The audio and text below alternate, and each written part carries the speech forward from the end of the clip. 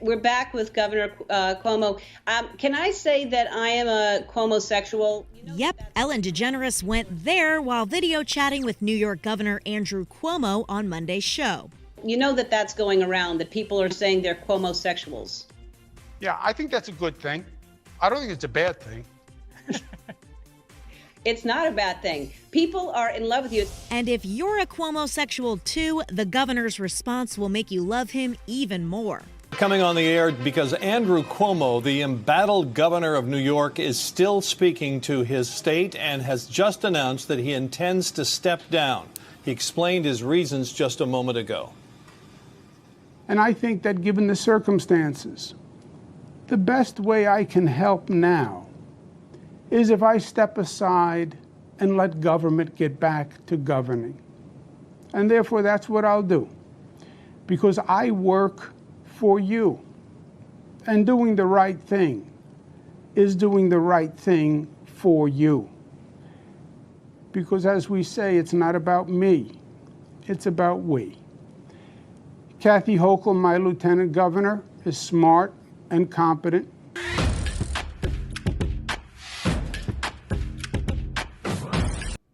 How New York prison slave labor powers a $50 million manufacturing enterprise. This is J.B. Nichols. This article's from back in 2017 from The Gothamist. The hand soap dispensers in City Hall bathrooms and secure therapy desks used to shackle prisoners during class on Rikers Island are just a few of the products made by incarcerated New Yorkers who earn as little as 16 cents an hour in a $50 million a year industry. The business is called Corecraft, described on its website as the brand name for the Division of Correctional Industries, operated by the State Department of Corrections and Community Supervision, known as DOCS. While Corecraft's operations are largely hidden behind prison walls, a 2014 DOCS report says Corecraft employs approximately 2,100 inmates and 288 civilians in 14 facilities around the state. Corecraft averages around $48 million in sales annually, according to a 2014 DOCS report, a figure confirmed by an independent state comptroller report.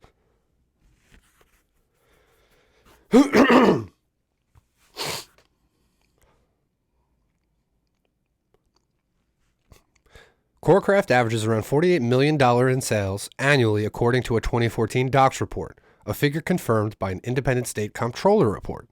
Revenue sales go into the state general fund. According to a DOCS spokesperson, Patrick J. Bailey, the average Corecraft inmate wage during fiscal year 2015-2016 was 65 cents an hour, or about $1,092 per inmate per year. The lowest Corecraft wage is 16 cents per hour, though some can earn bonuses equal to $1.14 an hour. How generous of them to allow some of these inmates to earn over $1 an hour. It's real groundbreaking. In New York, prisoners are required to participate in programs as assigned, including vocational programs, industrial programs, and maintenance work assigned in any combination. Refusal to obey an order to work is a violation of prison rules, as is union organizing and action. Both are punishable by solitary confinement and loss of good time credits. So if you're a prisoner in New York, if they assign you a job to do, it doesn't matter if it's industrial, vocational, maintenance work, you got to do it. Otherwise, they'll throw you in a hole for 23 hours a day and you'll be by yourself, or they'll just keep you in jail longer. And guess what? If you try to organize a union or some labor actions to fight for rights, you're going to go into that hole. You're going to go into solitary confinement, or you're going to just stay in jail longer, or both. How democratic, how enlightened, how liberal. Governor Andrew Cuomo has the power to raise prisoners' wages either through executive action or the budget process. The last time New York's prisoners were given a pay raise was in 1993, when Governor Cuomo's father, Mario, was the governor. The apple falls very far from the tree in the Cuomo family. The level their father was at and the level the boys are at, let's not even get into it. So let's look a little bit into CoreCraft, right? This is right from New York State website. Who we are: teaching skills and providing customers with quality products. CoreCraft is the brand name for the Division of Correctional Industries, an entity within the New York State Department of Corrections and Community Supervision. Industries uses the manufacturing of products to aim in the department's overall mission to prepare incarcerated individuals for release through skill development, work ethic, respect, and responsibility. So yeah, what they're really doing is they're helping these prisoners by paying them 16 cents an hour to do manual labor for them. CoreCraft is the industry program within the New York's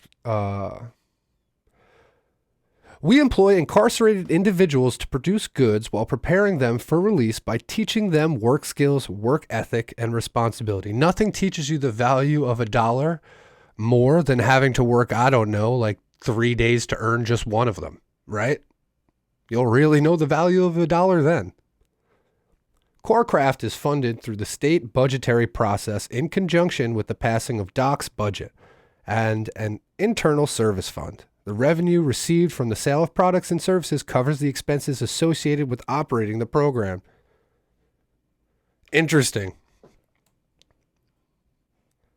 What are their mission and goals? To employ incarcerated individuals in real work situations, produce quality goods and services at competitive prices, and deliver on time at a minimal cost to the taxpayer. Let me change a few words around there.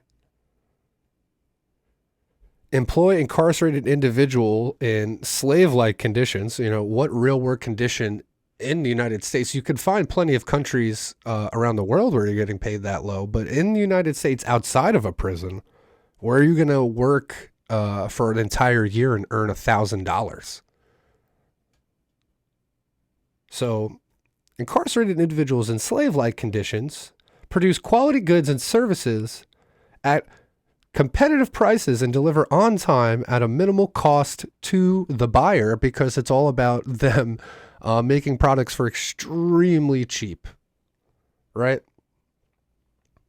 And if they're not extremely cheap, where is this money going? I don't know. I haven't done enough research into this to see exactly where all this money's going, but it's interesting that, they're paying guys 16 cents an hour and then the rest is just operating costs. Couple hundred civilians involved. That's interesting. I wonder what the civilians and non-prisoners are getting paid in this operation. What are their goals? Responsibility, pride, teamwork, quality, commitment to customers, continuous improvement. Right. You have the responsibility of doing this slave labor, and if you don't do it, I'll throw you in a hole. Oh, by the way, I'll pay you 16 cents an hour. Aren't I so generous? Yeah, like how could you not have pride in that? Fuck Jesus. This isn't slavery at all. We're just using, forcefully imprisoned black people as cheap labor. That's all we're doing. Not like slavery in the least bit. That's right. Not like slavery in the least bit at all. Now, this is from New York State's website. I pulled a section from this proposal from Governor Hochul, enabling voluntary private sector in-prison employment opportunities that pay a competitive wage. Governor Hochul will propose a constitutional amendment to allow for public-private partnerships that would enable hybrid work release programs within prisons. These partnerships, which would be voluntary and pay a competitive wage, would provide critical private sector job skills to incarcerated individuals. It's a good thing, right? What could go wrong with a public-private partnership?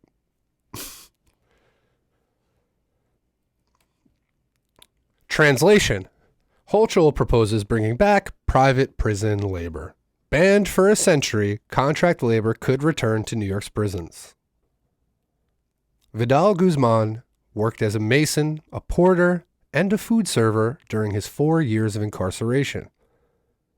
At Riverview Correctional Facility, a New York State prison near the Canadian border, he earned 16 cents per hour working in the cafeteria.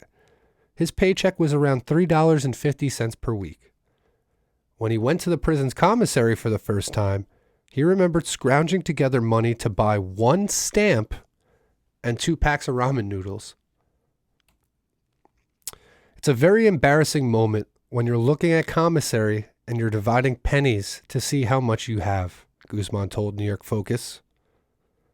As part of her executive budget, Governor Kathy Hochul included a proposal that takes aim at low prison wages, not by paying them more in their current jobs, where they're employed by the state, but by passing a constitutional amendment to overturn New York's century-old ban on private employment of incarcerated people. So Governor Hochul is going to complain and pretend she's worried about prisoners not making enough money for doing the work that they're doing. So her solution is not to give the prisoners a raise because they're employees of the state.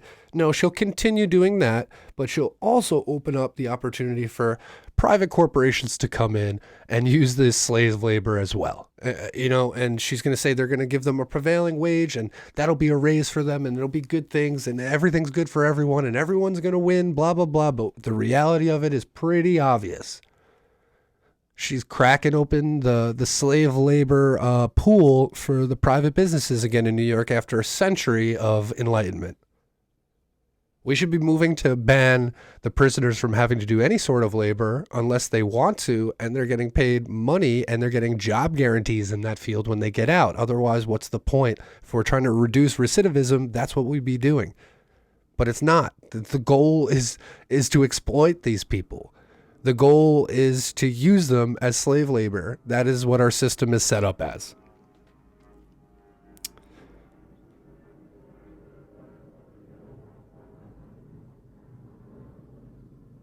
Hochul argues that private employers would pay higher wages, the same wages that would be offered for comparable work outside prison, and offer more job training. The measure is a part of a broad agenda she has proposed dubbed Jails to Jobs, to reform the state's re-entry system and help people secure jobs and housing after they're released from prison and jail. This is how they do it. This is how the liberal does it. We want to do jails to jobs. We want to reduce recidivism. We want to do good things. And how are we going to do that? We're going to do private prison labor. Many advocates for incarcerated people, including Guzman, who since his release in 2014 has worked on a campaign to raise the minimum wage to $3 an hour, are skeptical. They acknowledge that private employers could pay higher wages, but they say lax oversight of parallel programs in other states has enabled illegal exploitation.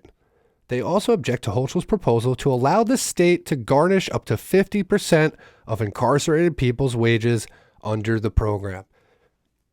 So she's really worried about giving these prisoners a raise, but, we're going to have to do private prison labor to do that. And you know what? We're going to have to garnish, 50% of that wage you just got.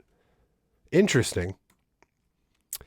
This is just a way to gain money for private industries at the exploitation of folks who have already been exploited over and over again within society, says Ann Oradeko, supervising attorney of the Legal Aid Society's Racial Justice Unit. One reform group, however, supports the proposal. New Yorkers United for Justice, a prominent criminal justice reform coalition, told New York Focus it's working with the Hochul administration to assess potential private companies for the state to partner with. Well, be on the lookout for the New Yorkers United for Justice. They obviously are a plant. They're working with the Hochul administration to try and do private prison labor. They're obviously not looking out for the best interest of people. Let's hear some bullshit. This particular program has had plenty of criticism over the years, some of it quite rightly. There have been bad actors in the past, but that's not going to be the outcome in New York, said Alexander Horowitz, the coalition executive director. If New York joins, it would become the 13th state to enroll in the federally run program, known as the Prison Industries Enhancement Certification Program, which enables private corporations to partner with correctional agencies for labor.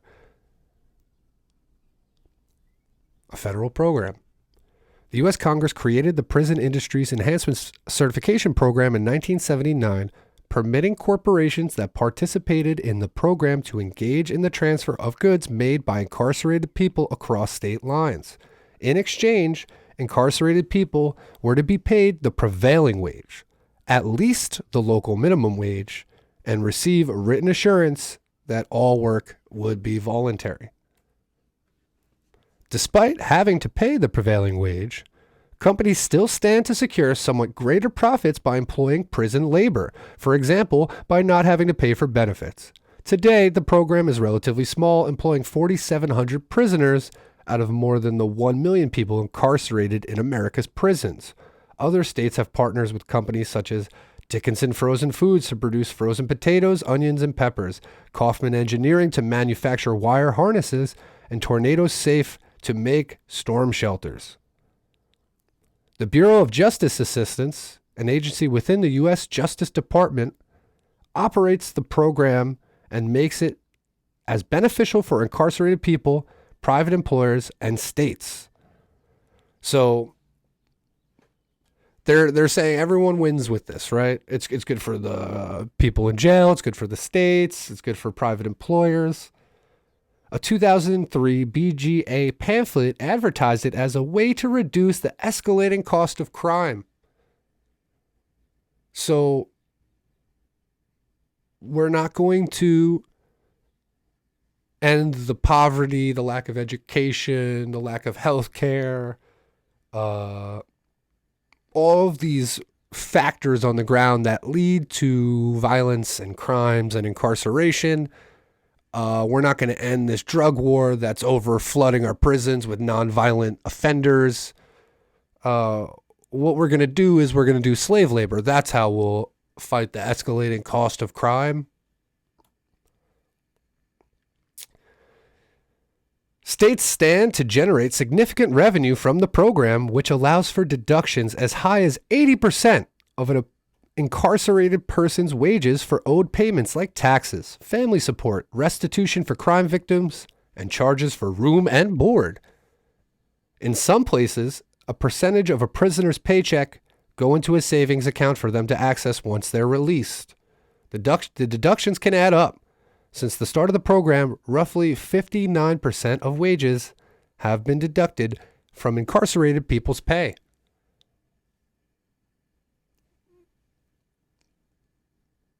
Are you starting to understand how this is not to help prisoners? Okay. The program operates with little independent oversight. The National Correctional Industries Association, which did not respond to requests for comment, is tasked with overseeing it. But its members include private corporations that stand to make a profit from incarcerated workers' labor, including furniture manufacturer Dolphin, reflective manufacturers Avery Dennison, and 3M, which markets its license plate production system to correctional industries. New York's prison industry Corecraft has used materials from 3M and Avery Dennison to produce license plates. So the very organization tasked with overseeing to make sure everything's on the up and up and they're not treating prisoners like shit is full of the very corporations that are making money off this labor. Does that sound like a conflict of interest to you? Do you see why there's so much oversight happening and they're not letting, and they're not cracking down on these corporations and making sure these prisoners are well represented? They already told you overall 60% of their wages have been garnished back by the state. Some of these states are charging room and board to their prisoners in the first place. It costs them money to go to jail. Like it's a hotel or a camp or something, like you booked a vacation there. It's insane. We live in a crazy country. The lack of oversight has left the program rife with abuse. Participating corporations in other states have often been found to skirt wage requirements. Hochul's draft bill stipulates that the state would be able to garnish up to half of the wages prisoners earning working in the program. Those deductions are for taxes, family support, restitution for crime victims, and other lawful obligations, the bill states. Avi Small, a Hochul spokesperson, told New York Focus that those other lawful obligations will include court costs, DNA database fees, and sex offender registry fees, among others. Notably, Small said New York is not planning to make any deductions for room and board. How generous of our overseers not to charge our incarcerated prisoners, for their stay during their lovely stays at our state-run facilities. How lovely.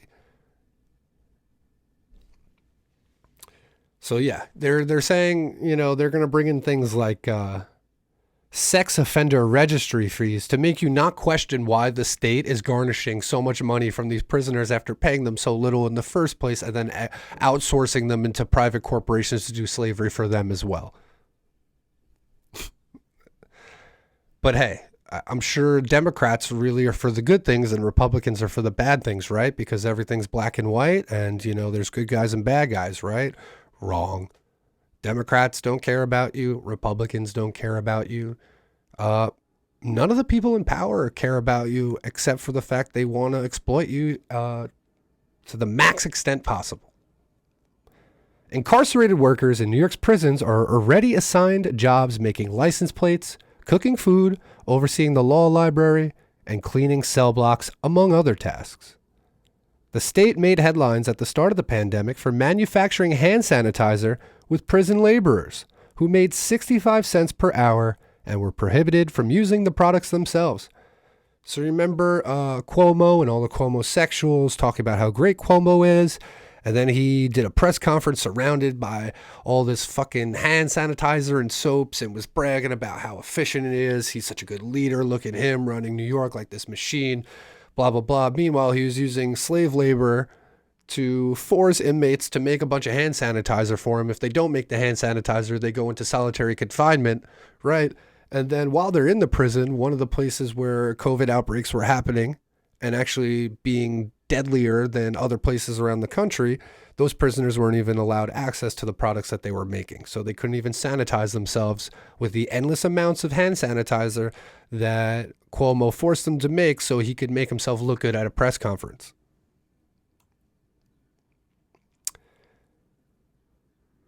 Many positions have little value as job training opportunities. In New York, for example, prisoners fill over $30 million in license plate orders for the Department of Motor Vehicles. But those jobs don't exist outside of prison and are therefore largely unmarketable after release. Horowitz argued that the program is an opportunity to find employers that will provide functional job skills and commit to hiring formerly incarcerated people. He did not share names of corporations under consideration, but said that a corporation has to have the perspective on formerly incarcerated people as being people who are full of potential, being people who are eminently teachable and trainable in new industries. This guy Horowitz is either the dumbest person in the world or is literally the devil's advocate. Name me a corporation that lists a non-formerly incarcerated or a non-incarcerated person as a being full of potential that is eminently teachable and trainable. They don't teach any human. They don't treat any human like that. Especially not one where after you've taken like every one of their rights away and made them wholly exploitable. What kind of crock of shit is this? But Bianca Tylik, executive director of prison reform advocacy group Worth Rises, says one reason she opposes the program is that she doubts the jobs will offer benefits after release. Who knows if any of these skills are transferable skills? Will there be open jobs in these fields when they come out? Will anybody with a prison record be allowed to apply for these jobs, she asked. Watchdogs have also raised concerns over whether the work will be truly voluntary. New York's incarcerated workers face harsh punishments for not showing up. Jennifer Scaife, executive director of the Correctional Association of New York, the state's legally designated independent prison monitor, said she's received reports of incarcerated workers receiving disciplinary tickets for refusing to work. which can carry consequences including solitary confinement and reduced chances of winning parole. This is very, very similar to slavery, people. The federal government requires all work under the program to be voluntary, but SCAFE suspects that won't be followed in practice. Well, especially when the organization that's supposed to oversee this shit is full of the people who are making money off of the practice being as corrupt as possible, I suspect that SCAFE is correct. Along with the Legal Aid Society, the New York Civil Liberties Union, Color of Change, and Citizens Action of New York have also come out against the plan, issuing a statement saying they cannot let Governor Hochul take us back to the past. As budget negotiations continue, State Senator Zelnor Myrie, a Democrat from Brooklyn, said he will be keeping a close eye on the developments. I'm always dubious of private sector forays into our correctional facilities because their responsibility is not to the well-being of the incarcerated.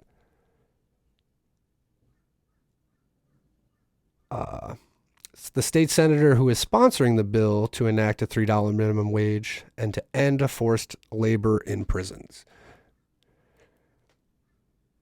I mean, I don't know if this is just me, but it seems like a $3 minimum wage inside prison is really low, is a really low bar to be shooting for. I would think that the smartest thing to do to protect a worker would be to make sure the minimum wage of a prison is the exact same as a minimum wage outside of that prison. And then there'll never be an incentive to take free citizens and make them incarcerated citizens to make them cheaper laborers. But that's just me. People argue they're a prisoner, they're supposed to be exploited. They made a mistake in society, now they got to pay for it by being a slave, idiot. Right, okay, yeah, great. In reality, the reality of that situation is take your morality argument out of it, which I completely disagree with and think you're an idiot for thinking that way. The reality of it is, by allowing any group to be exploited in labor, eventually your group will be exploited in that same way. You have to have solidarity. Solidarity is the only way forward. Because the plan requires a constitutional amendment, the state legislature would have to approve the plan in 2 consecutive years for it to appear on the ballots of voters who would have the final say. So this is the one silver lining to the story so far. They got to pass it twice in New York, 2 years in a row, and then it'll go on the ballot where the people will get to decide. And to be honest, I don't know. The propaganda is so strong and so prevalent and so successful out there these days that they might even get a bunch of New Yorkers to vote to overturn the constitution of the state to bring back private prison labor.